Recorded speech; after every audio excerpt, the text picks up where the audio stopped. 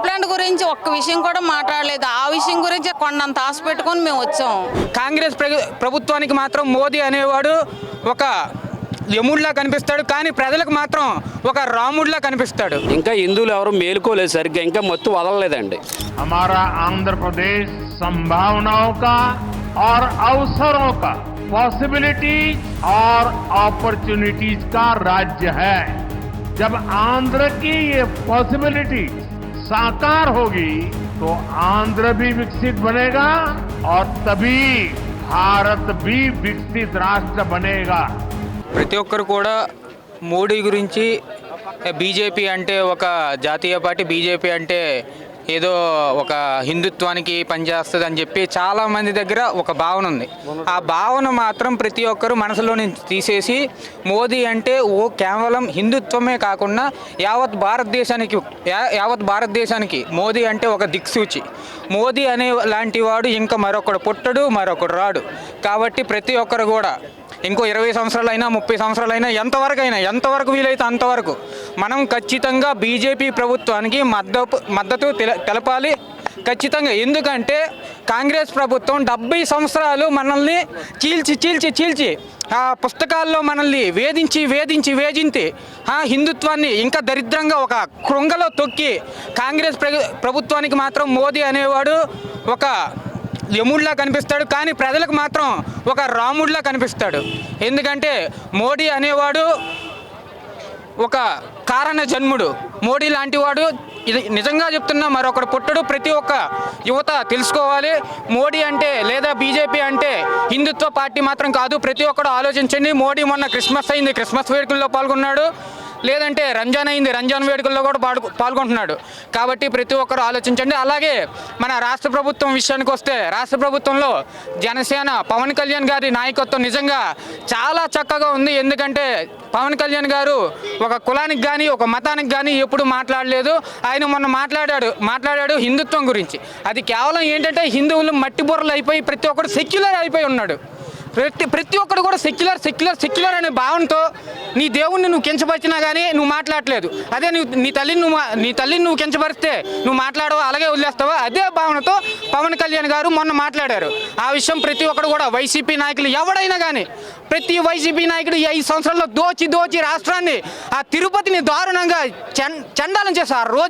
రోజా అయితే మరీ దారుణంగా తిరుపతిని చీల్చి చండాలి, ఏదో కొండల్ని పిండి చేస్తాం అన్నట్టు ఆ రుషికొండని పిండి చేసి ఇటువైపు ప్రతి ఒక్కటి కూడా వైసీపీ ప్రభుత్వానికి ఇక్కడున్న ప్రభుత్వం ప్రజలు అందరూ ఇది గుర్తించుకొని ప్రతి ఒక్కరు కూడా ఈసారి మళ్ళీ ఎంత వీలైతే అంత ప్రతి ఒక్కరు కూడా కూటమి ప్రభుత్వానికి ఓటేయాలి. అలాగే చంద్రబాబు నాయుడు గురించి గారి చెప్పక్కర్లేదు. ఎందుకంటే ఆయన ఒక విజన్, ఆయన గురించి చెప్పక్కర్లేదు. ఆయన ఆలోచన భావాలు మాత్రం అసలు మోదీ కన్నా ఎక్కువగా ఉంటాయి. ఆ స్థాయిలో ఉంటారు, పిఎం స్థాయిలో చంద్రబాబు గారు.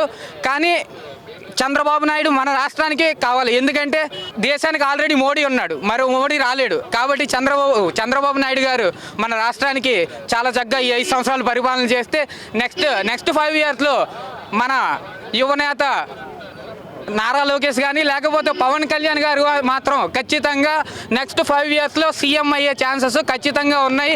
ఇది రాసి పెట్టుకోండి. మొదటిగా మనం చెప్పుకోవాల్సింది ఏంటంటే గత 10 సంవత్సరాలుగా మోడీ గారు ప్రధాని అయినప్పటి నుంచి కూడా ఒక భారతదేశం ప్రపంచ దేశంలో కొంచెం అగ్రస్థానానికి వెళ్ళడానికి మెయిన్ కారకులు ఎవరంటే నరేంద్ర మోడీ గారండి. అది 3వసారి రావడానికి కూడా హిందూ ధర్మాన్ని 10 సంవత్సరాలు కాపాడినంతగా చరిత్రలో ఏ ప్రధానమంత్రి కూడా కాపాడలేదు. అదేవిధంగా మొన్న విజయవాడలో హిందూ గర్జన జరిగిందండి. ఇంకా హిందువులు ఎవరు మేలుకోలేదు సరిగ్గా, ఇంకా మత్తు వదలలేదండి. ఎవరో పిలిస్తే వెళ్ళవో బస్సులు పెడతా కాదండి, ఎవరు అంతటి వాళ్ళు బయలుదేరాలి. ఇలాంటి గర్జనలు మరెన్నో పెట్టాలండి. ఎందుకంటే భారతదేశ ప్రజలు ప్రపంచంలో ఎవరికి హాని చేసే ప్రజలు కాదండి. ఇప్పటికీ కూడా కరోనా వచ్చి ఇతర దేశాల్లో ఆడిపోతుంటే ఒక భారతదేశంలో ఉన్న ప్రజల మట్టుకే గుండెని రాయి చేసుకొని 10 మంది బతకాలను పోకలాడే ప్రజలు ఎవరు ఉన్నారంటే ఒక భారతదేశంలో ఉన్నారని చెప్పి ప్రపంచం అంతా చాటి చెప్పిందంటే ఒక నరేంద్ర మోడీ గారండి. గతంలో ఎవరు అన్నారండి, ఆయన సూటు బూట్ వేసుకొని ప్రపంచం తిరగడానికి మోడీ అయినట్టు ప్రధానమంత్రి అయినట్టున్నారు ఫ్లైట్లో తిరగడానికి. అని ఆయన అలా తిరిగినందుకు గాను ప్రపంచంతో ఒక తాటిపైన తీసుకొచ్చారండి. పవన్ కళ్యాణ్ గారు ఇప్పుడు ఏపీ రాజకీయ నాయకులు అందరినీ కలిపో తాటిపైన తీసుకొచ్చినట్టు ప్రపంచంలో అగ్ర నాయకులు ప్రైమ్ మినిస్టర్లు ఎంతమంది ఉన్నారో వాళ్ళందరినీ కూడా వాళ్ళ కలిసి మంచి చెడులు చెప్పుతూ వాళ్ళకి మనకి ఒక కోఆర్డినేషన్ కుదిరేలాగా మన ఇండియా పెట్టుబడులు రావడానికి. కానీ ఇప్పుడు ఇండియాలో ఎంత పెద్ద పెద్ద గొప్ప వాళ్ళు ఉన్నారండి, వీరందరూ వెళ్ళి ఇతర దేశాల్లో చేస్తున్నారు. ఏదైనా ఒక యంత్రం చేయాలన్నా సృష్టించాలన్నా ఒక భారతీయుడు సాధ్యం అవుతుందని దేశ చరిత్రలో చాటి చెప్పింది ప్రధానమంత్రి మోడీ గారండి. ఆయన 4వ కూడా ఈరోజు ఇది 3వసారి కదా, 4వసారి కూడా ప్రైమ్ మినిస్టర్ మోడీ గారే రావాలండి. మోడీ గారు రాని పక్షాన ఎన్డీఏ కూడా బీజేపీ గవర్నమెంట్ పెద్దలు ఎవరైతే ఉంటారో వాళ్ళ నమ్మకమైన వాళ్ళు ఎవరైతే ఉంటే వాళ్ళే రావాలండి. అది ఎందుకు రావాలి అంటే ఇంకా భారతదేశంలో మనకు జరిగిన నష్టాలు ఇంకా చాలా ఉన్నాయండి. ఇప్పుడు ఇన్ని సంవత్సరాల తర్వాత ఒక ప్రజల కోసం, ఒక భారతదేశ సాంప్రదాయం కోసం ఇండియాలో ఒక ఇండియా పటం అంటే ప్రపంచంలో ఎప్పుడు మన పటాల్లో చూడటం కాదండి. ఇప్పుడు లైవ్లో ఇతర దేశస్తులు ఎవరైనా వచ్చి ఇక్కడ ఏమైనా తయారు చేయొచ్చు కదా, ఒక యూనిట్, ఒక రాకెట్ ఇక్కడ తయారు చేయొచ్చు కదా, ఎందుకంటే మనం చూసి నేర్చుకుంటామని. ఇప్పుడు డిఫెన్స్లో కూడా గతంలో డిఫెన్స్లో కూడా ఒక ఫైరింగ్ కావాలంటే 100 మంది పర్మిషన్ ఇవ్వాలి. వాళ్ళు అంటే పేలిస్తే పేల్పించేసుకోవాలా, కొడితే కొట్టించేసుకోవాలా, చంపితే చంపించేసుకోవాలా. ఒక్క అడుగు ముందుకేస్తే మీరు 100 అడుగులు ముందుకేయండి అని చెప్పేసి మోడీ గారు ఈరోజు డిఫెన్స్కి ధైర్యం ఇచ్చారండి. అది ఇవ్వటం వల్ల ఈరోజు భారతదేశ బౌండరీస్ మరింత పటిష్టంగా గట్టిగా తయారయ్యాయండి. భారతదేశ బౌండరీని ముట్టుకోవాలంటే ఉచ్చబోచుకోవాలండి. ఎవడైనా ఏ దేశమైనా మనతో శత్రుత్వం అంతా భయపడాలి, మిత్రత్వం కోసం ఎవడైనా పోకలాడాలి. ప్రపంచంలో ఏ ప్రధానమంత్రి అయినా భారతదేశం వైపు చూస్తే వాళ్ళ జోలికి వెళ్ళకూడదు సుమా. భారతదేశ బోర్డర్ టచ్ చేస్తే అలాగా ప్రజలు టచ్ చేస్తే ఒక భారతదేశం తిరగబడితే ఇతర దేశాలు తట్టుకోలేవు అని మోడీ గారు ప్రత్యేకించి చెప్పడం జరిగిందండి. ఆయన వచ్చిన తర్వాత ఇప్పుడు కొన్ని డిఫెన్స్కి సంబంధించి మన ఏరియాలో రావడం కానీ, అంటే పోర్ట్ వైడ్గా ఎయిర్లైన్స్ నేవీ డెవలప్మెంట్కి ప్రధానంగా మోడీ గారు చేసిన కృషేనండి. ఇప్పుడు గతంలో చంద్రబాబు నాయుడు గారు పొరపాటు మాటలు మాట్లాడారు, ఆయన సరిదిద్దుకొని ఈరోజు మోడీ గారిని అంత పొగుడుతున్నారు, ఆయన నవ్వుతున్నారు అంటే అది సఖ్యత కోల్పోయిన సఖ్యతని కొన్నిదేళ్ళు పవన్ కళ్యాణ్ గారు 10 సంవత్సరాలు ఏ సీటు లేకుండా పోరాడారండి. అని ఎందుకు పనిచేయరు అన్నారు, రాజకీయాలు పనిచేయడం అన్నారు, 3 పెళ్ళిళ్ళు అన్నారు. అదే ప్లస్ అయిందండి. భారతదేశంలో ప్రాచీన సనాతన ధర్మం, హైందవ ధర్మాలు మర్చిపోయి ఛానల్ అయిన జనం అందరినీ ఇప్పుడు అవన్నీ బయటికి లాగింది ఎవరండి? ఆంధ్రప్రదేశ్లోని పవన్ కళ్యాణ్ గారు. ఇప్పుడు ఆయన ఎన్ని మాటలన్నా అందరినీ గత గవర్నమెంట్లో ఎన్ని డిబేట్లు పెట్టినా అందరినీ కూడా అవన్నీ పక్కన పెట్టి క్షమించే గుణం ఇప్పుడు కూటమి చంద్రబాబు నాయుడు గారు కూడా కక్ష సాధింపులు చేయరండి, ఆయన మళ్ళీ క్షమించే గుణం అండి. ఇప్పుడు అదేవిధంగా నెక్స్ట్ కూడా ఈ కూటమి విడిపోకుండా పటిష్టంగా ఉండి మళ్ళీ ఇదే ఎన్డీఏ కూటమి వచ్చి మరిన్ని అభివృద్ధులు చేయాలండి. ఆంధ్రప్రదేశ్లో పేరుకే భారతదేశం అండి. ఇప్పుడు ఎక్కడ పడితే అక్కడ చెత్త. ఈరోజు ఇప్పుడు హైవేలు ఉన్నాయండి, హైవేలు నిర్మించారంటే ఈరోజు హైవేలో ఫుడ్ తినేసి ఎక్కడ ఇంకా మెయింటెనెన్స్ లేదండి. మన ఇండియన్స్కి ఇంకా ఇప్పటికీ కూడా ఉన్నదాన్ని కాపాడుకోవడం, డ్రైన్లు పర్ఫెక్ట్గా చేసుకోవడం, బట్ అక్కడ చెత్తను మనమే తీయాలండి. ఇప్పుడు మోడీ గారు లాంటి వ్యక్తి బీచుల్లో చీపుర్లు పెట్టి తుడిచి చెత్తలో పెట్టి తీసింది అవేర్నెస్ కావాలి ప్రజల్లో. ప్రైమ్ మినిస్టర్ నేనే చేశానంటే అందరూ చేస్తారని. జై భారత్, జై హింద్. ఈరోజు విశాఖపట్నానికి బ్రహ్మ, విష్ణు, మహేశ్వర్ లాంటి వాళ్ళు 3 విశాఖపట్నానికి వచ్చారంటే అది విశాఖపట్నం ప్రజలు చేసుకున్న పుణ్యం.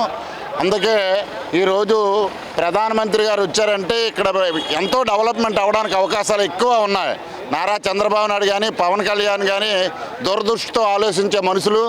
ఈ పవన్ కళ్యాణ్ గారి మరి ఈరోజు అంత బహిరంగంగా ప్రతి మాట కూడా చూసగా తప్పకుండా మాట్లాడారు. ఆ రోజు మాట్లాడే విధంగా కూటమి కూడా సరిగ్గా పనిచేయడం వల్ల ఇవాళ అన్ని సీట్లు రావడానికి కారణం మరి చంద్రబాబు నాయుడు, పవన్ కళ్యాణ్, బీజేపీ నాయకత్వంలో ఈ రాష్ట్రం అభివృద్ధి చెందాలని బడుగు బలహీన వర్గాల అభివృద్ధి కోసం కృషి కాబట్టి.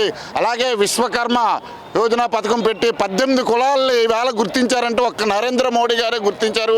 18 కులాల్లో తాటి మీద తీసుకొచ్చి అన్ని విధాలుగా ఆదుకుంటున్నందుకు ప్రత్యేకంగా మరియు ప్రధానమంత్రి గారికి హృదయపూర్వక ధన్యవాదాలు. అలాగే చంద్రబాబు నాయుడు గారికి, పవన్ కళ్యాణ్ గారు ప్రత్యేకంగా విశాఖపట్నం జిల్లా ప్రజలు కాదు ఆంధ్రప్రదేశ్ ప్రజలందరూ కూడా ఆయన రుణపడి ఉంటారని కోరుతున్నాను. నరేంద్ర మోడీ గారు మన ప్రస్తుతానికి ఏంటంటే మన భారతదేశం ఎదుర్కొంటున్న సమస్య గ్లోబల్ వార్మింగ్లో మనది 3వ స్థానంలో ఉంది. కాబట్టి గ్రీన్ హైడ్రోజన్ ప్రాజెక్ట్ పెట్టారు. గ్రీన్ హైడ్రోజన్ ప్రాజెక్ట్ వల్ల ఏంటంటే నెక్స్ట్ వచ్చే తరాలకి పొల్యూషన్ అనేది తగ్గించి గ్లోబల్ వార్మింగ్ తగ్గించడానికి గ్రీన్ హైడ్రోజన్ ప్రాజెక్ట్ మన ఇక్కడ పెడుతున్నారు. దానివల్ల రాబోయే 2030కి 5 మెట్రిక్ టన్స్ గ్రీన్ హైడ్రోజన్ ఉత్పత్తి చేసి పొల్యూషన్ బాగా తగ్గించడానికి ప్రయత్నిస్తారు. అలాగే 2047 విజన్ 2047 అని చెప్పి మన చంద్రబాబు నాయుడు గారు పెట్టారు. అదేవిధంగా మన సెంట్రల్ గవర్నమెంట్ కూడా విజన్ 2047 అని పెట్టింది.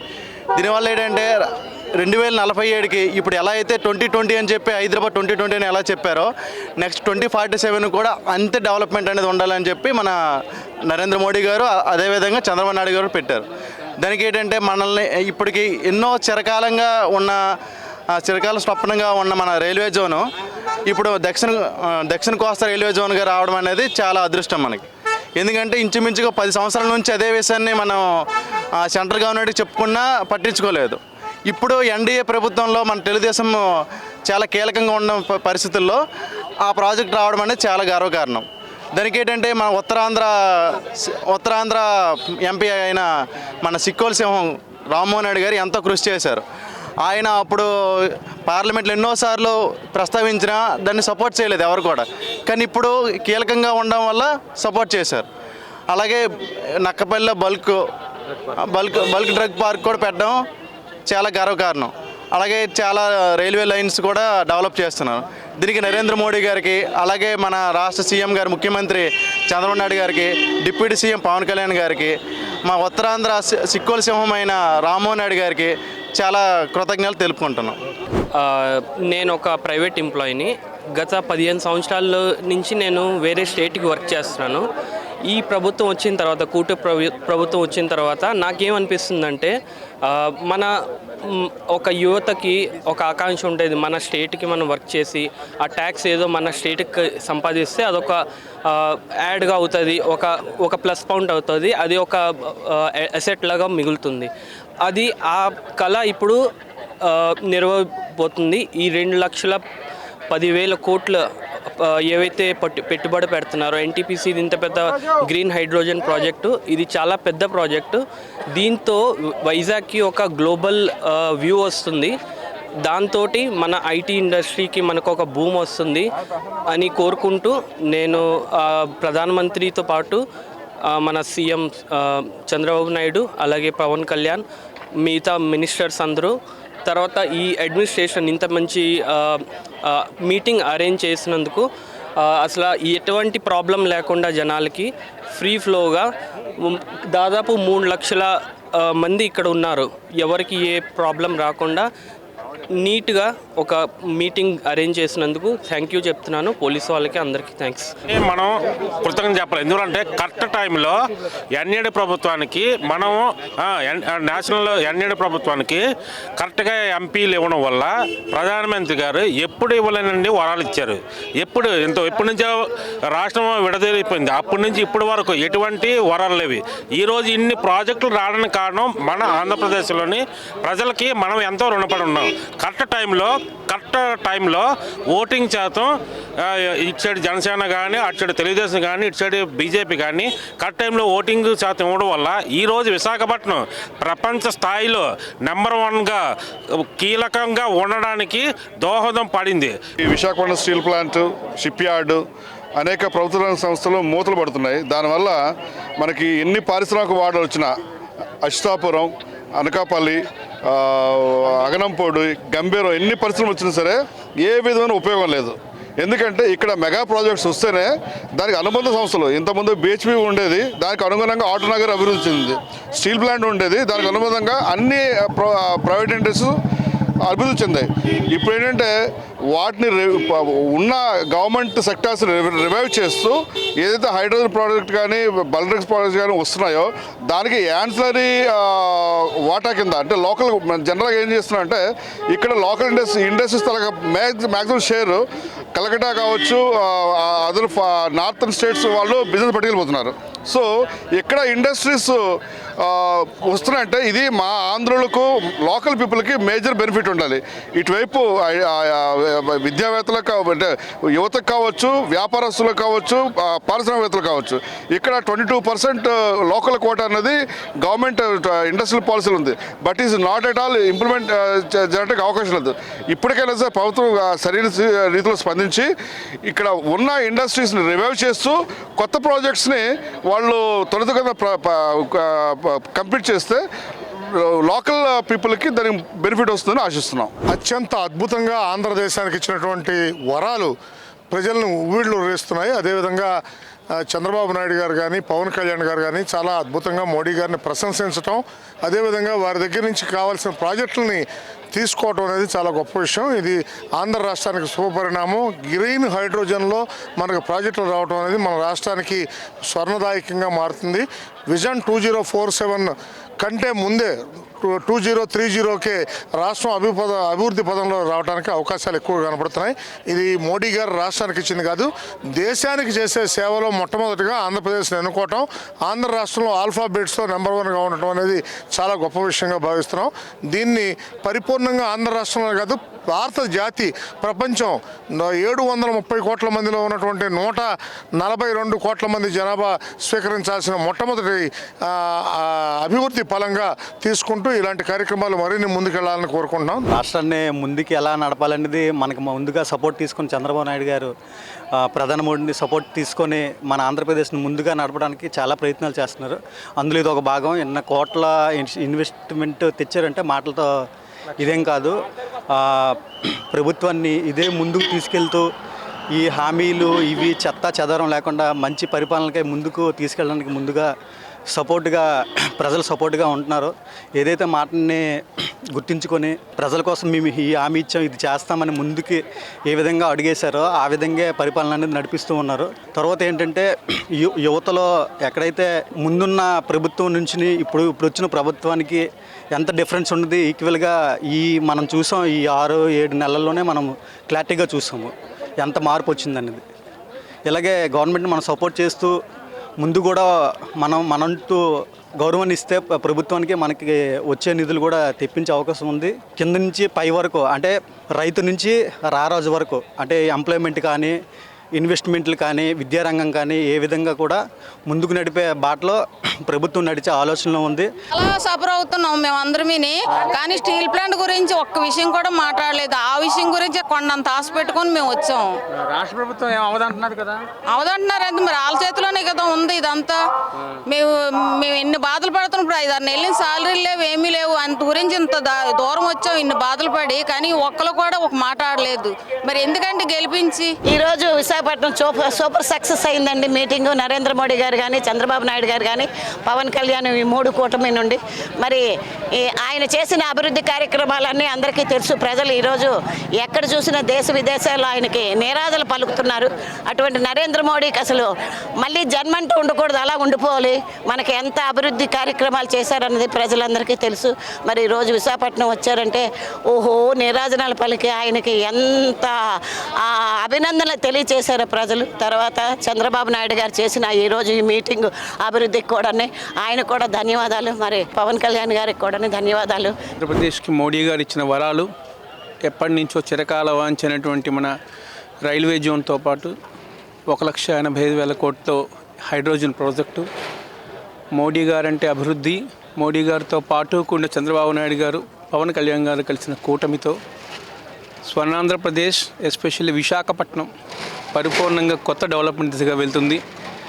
దీనికి సంబంధించి మోడీ గారు మన రాష్ట్రం ఒకటే కాదు దేశం మొత్తాన్ని కూడా అభివృద్ధి పథంలో నడిపిస్తున్నారు. దానికి గాను మోడీ గారికి ప్రత్యేకమైన ధన్యవాదాలు. ఇంత పెద్ద ప్రాజెక్టుని విజయం చేసినటువంటి చంద్రబాబు నాయుడు గారికి పవన్ కళ్యాణ్ గారికి ప్రత్యేకమైన ధన్యవాదాలు.